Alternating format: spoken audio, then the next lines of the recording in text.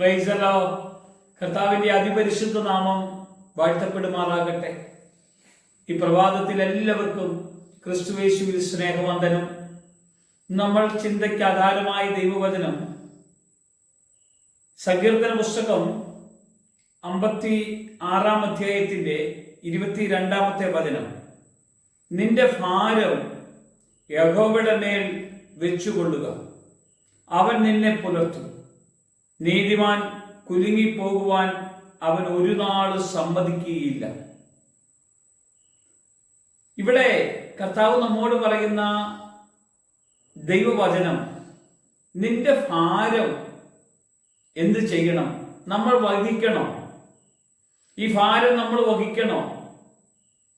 മത്തായി സുവിശേഷം 11 അധ്യായത്തില് അധ്വാനിക്കുന്നവരും ഭാരം ചുമക്കുന്നവരുമായി നിങ്ങൾ ഏവരും എന്റെ അടുക്കൽ വരുവാൻ പറഞ്ഞ അതേ കർത്താവ് തന്നെ ഇന്ന് നമ്മോട് പറയാണ്, നിന്റെ ഭാരം യഹോവയുടെ മേൽ വെച്ചുകൊള്ളാം. അവൻ വഹിക്കും നമ്മെ. അവൻ നമ്മളെ ആശ്വസിപ്പിക്കുന്ന ദൈവമാണ്.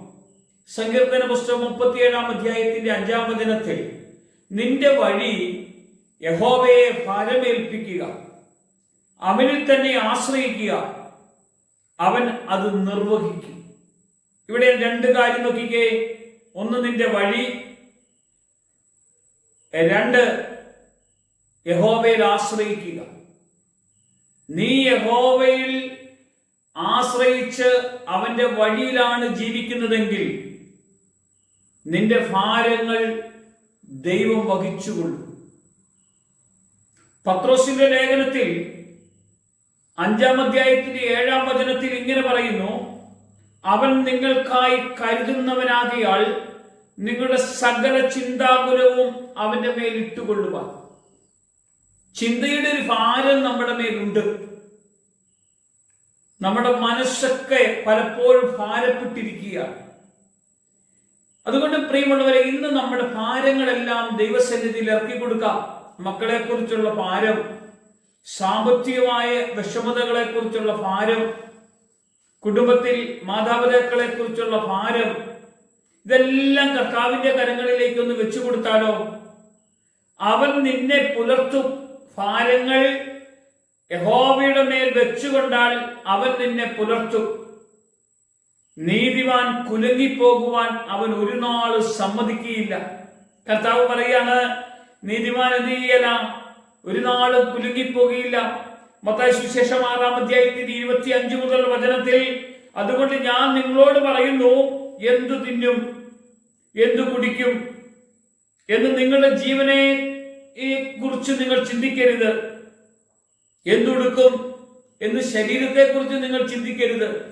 ഇതെല്ലാം അറിയുന്ന ഒരു കർത്താവിന്റെ സന്നിധിയിലല്ലേ നമ്മൾ ഇരിക്കുന്നത്? നമ്മുടെ തലമുടി ഇഴ ഒന്ന് പൊഴിഞ്ഞു പോയാൽ അത് അറിയുന്ന ദൈവമല്ലേ? നമ്മുടെ മനസ്സിൽ ഒരു വാക്ക് അല്ലെങ്കിൽ ഒരു ചിന്ത വന്നാൽ അത് അറിയുന്ന ഒരു ദൈവമല്ലേ നമ്മുടെ കർത്താവ്? അവന്റെ സന്നിധിയിൽ നമ്മൾ ഒന്നും മറയ്ക്കാൻ പറ്റുമോ പ്രിയമുള്ളവര്? അതുകൊണ്ട് നമ്മളെ ഭാരങ്ങളെല്ലാം അവന്റെ കരങ്ങളിൽ ഏൽപ്പിച്ചു കൊടുത്തേ. അവൻ എന്നെ കരുതിയ ദൈവമാണ്. എന്റെ ആകുലതകളും ഉത്കണ്ഠകളും എന്റെ എല്ലാ പ്രയാസങ്ങളും അവന്റെ മേലൊന്ന് വെച്ചിട്ടൊന്ന് പ്രാർത്ഥിക്കാമോ? ഈ പ്രഭാതം നമുക്ക് അങ്ങനെ ഒന്ന് ഒരുങ്ങി കർത്താവിനോട് കൂടെ ഇരിക്കാമോ? അവൻ നമ്മളെ കരുതുന്ന ദൈവമല്ലേ? ലോകത്തിൽ ആരും നമ്മളെ കരുതിയില്ലെങ്കിൽ, ആരും നമ്മളെ ശ്രദ്ധിച്ചില്ലെങ്കിൽ, നമ്മുടെ കുഞ്ഞുങ്ങൾ പഠിക്കുവാൻ നമ്മുടെ കയ്യിൽ പൈസയൊന്നുമില്ല, എന്നാ ചെയ്യണമെന്നറിയാതെ നമ്മൾ ഭാരപ്പെടുമ്പോൾ, നമ്മുടെ കുഞ്ഞുങ്ങൾ വിദേശത്ത് പോകാൻ വേണ്ടി എല്ലാം റെഡിയായി, സാമ്പത്തികമായി നമ്മൾ ഒത്തിരി വിഷമിക്കുകയാണ്. നമ്മുടെ കുഞ്ഞ് പഠിച്ചുകൊണ്ടിരിക്കുമ്പോൾ കുഞ്ഞിന്റെ ബുദ്ധിക്കും ഓർമ്മശക്തിയൊന്നും കിട്ടാതെ ഭാരപ്പെടുകയാണെങ്കിൽ, പ്രിയമുള്ളവർ, ഇതൊക്കെ അറിയുന്ന ഒരു ദൈവമല്ലേ നമ്മുടെ കർത്താവ്? നമ്മളെ കരുതാത്ത ദൈവമാണോ? നമ്മുടെ കുഞ്ഞുങ്ങളെ കരുതാത്ത ദൈവമാണോ? നമ്മുടെ മാതാപിതാക്കളെ കരുതാത്ത ദൈവമാണോ? നമ്മളെ കരുതുന്ന ദൈവം നമ്മോട് പറയുകയാണ്, നിന്റെ ഭാരം യഹോവയുടെ മേൽ വെച്ചുകൊള്ളണം.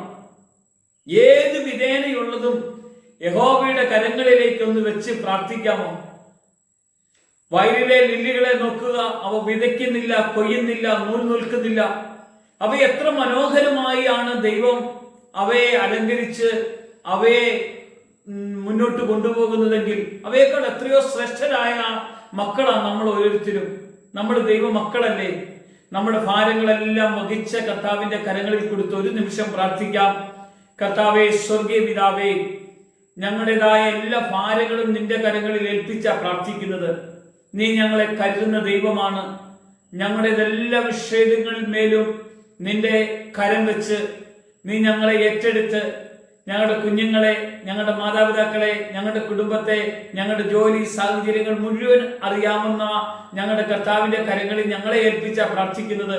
രോഗത്തിൻ്റെതായ ചില വേദനയും ബന്ധനവും ഭാരമുണ്ടെങ്കിൽ അതൊന്നും കർത്താവെ ഞങ്ങളെ അലട്ടാതെ ഭാരപ്പെടുത്താതെ എല്ലാ ഭാരങ്ങളും നിന്റെ കരങ്ങളിൽ തരുമ്പോ നീ ഞങ്ങളെല്ലാം വിടുവിക്കുന്ന ദൈവമാണ്. നിന്റെ സമാധാനം ഞങ്ങളുടെ മേലേക്ക് വെളിപ്പെടട്ടെ. യേശു മഹത്വം എടുക്കട്ടെ. യേശുവിന്റെ നാമത്തിൽ തന്നെ. ആമേൻ.